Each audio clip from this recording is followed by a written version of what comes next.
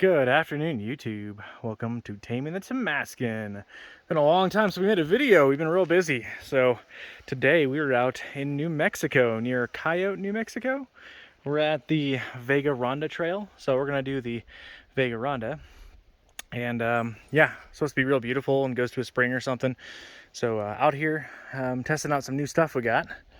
So Taylor and I got an RV, so motorhome style.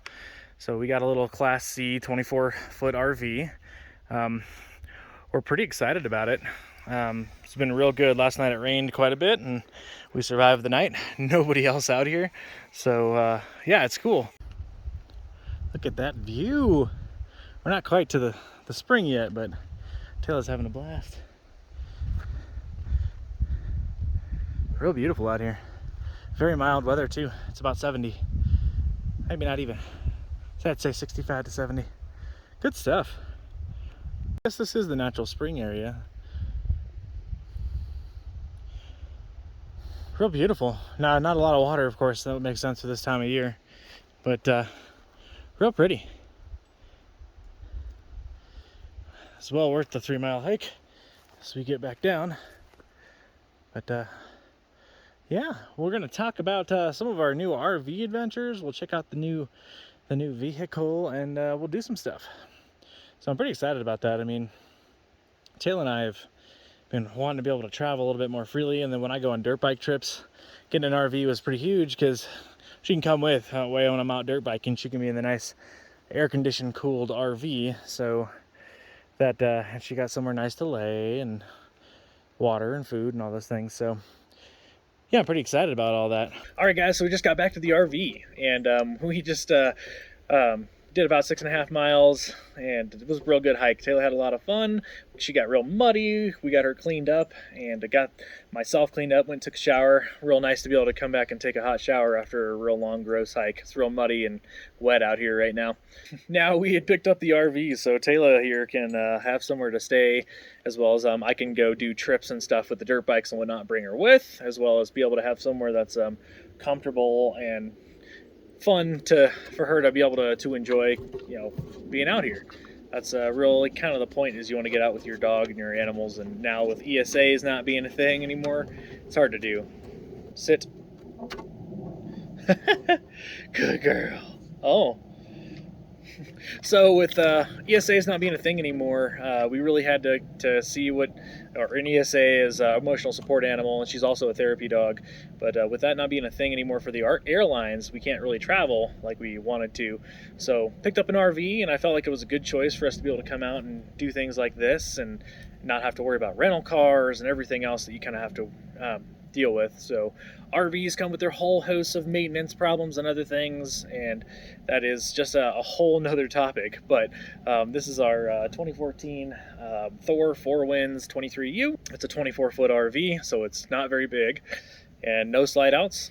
So on the inside it's pretty cozy, but it serves her needs. It has a refrigerator, shower, bathroom, queen size bed, and then of course got the overcab sleeping area, which my mom has taken over since we've been here. But yeah, it's great. This is our maiden voyage on this thing, and I've had a few problems already, but really only one big one, and that was an easy fix. $14 almost ruined our entire trip. We'll talk about that when we go inside.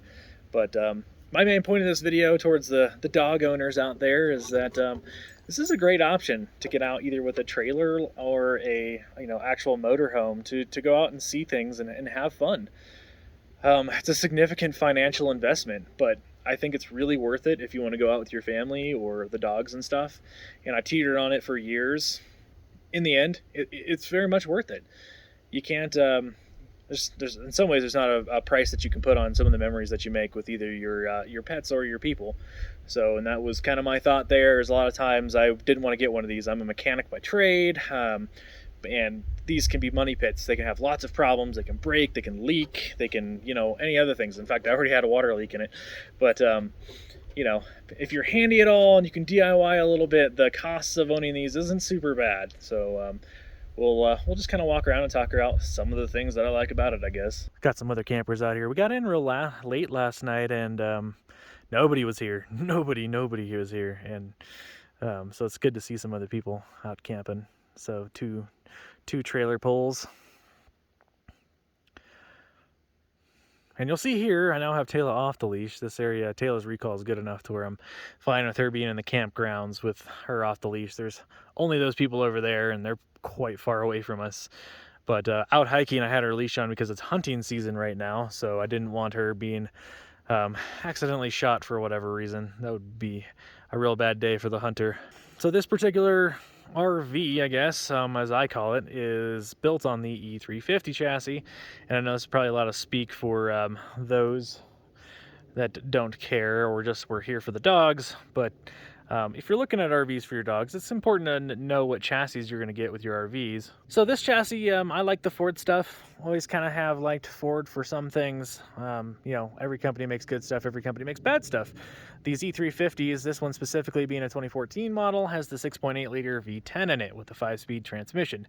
Now, the importance of this motorhome being an E350 versus the 450 is that the rear diff gearing is different.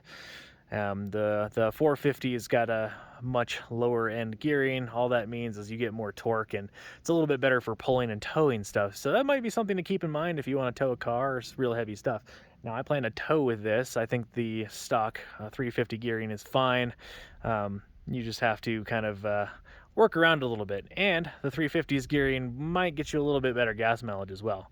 But another thing, if you don't know, is you know, this kind of motorhome, a 24-footer, averages about 10 to 11 miles to the gallon. This is about what we were getting, so you know, they don't get good gas mileage. Taylor, come here. Treat.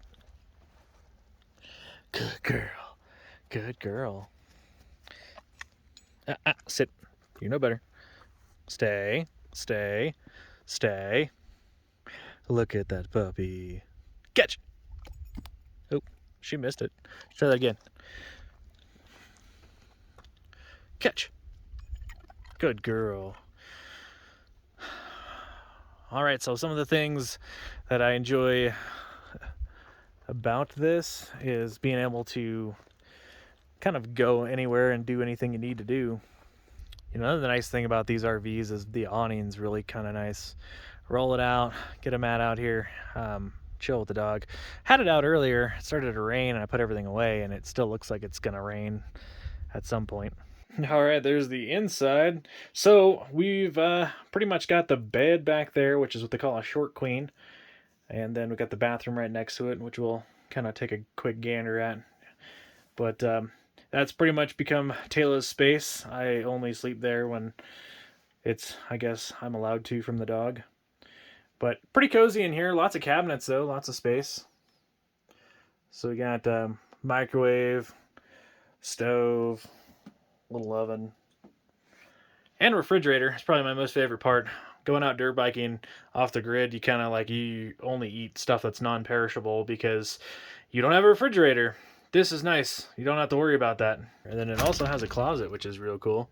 I've kind of become a huge fan of this.